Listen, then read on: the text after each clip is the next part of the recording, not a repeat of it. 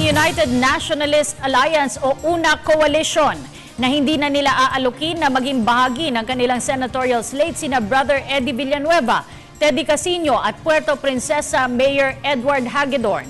Ang detalye sa ulat ni Noel Perfecto.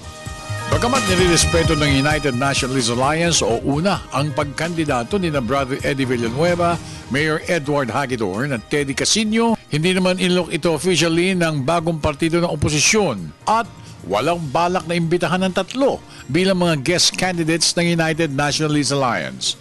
Itong reaksyon ni Congressman Toby Tiangco, Secretary General ng UNA at campaign manager rin ng partido ng UNA, kaugnay na napabalitang posibleng maging replacement o kapalit ng inalis ng mga common candidates na sina Grace Poe, Loren Legarda at reelectionist Chis Escudero.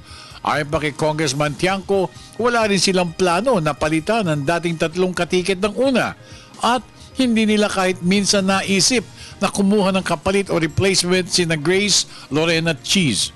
Idinagdag pa ni Tiangco na magfo-focus na lamang sila sa siyam na kandidato ng UNA dahil sobrang tiwala nila sa kakayahan ng mga ito.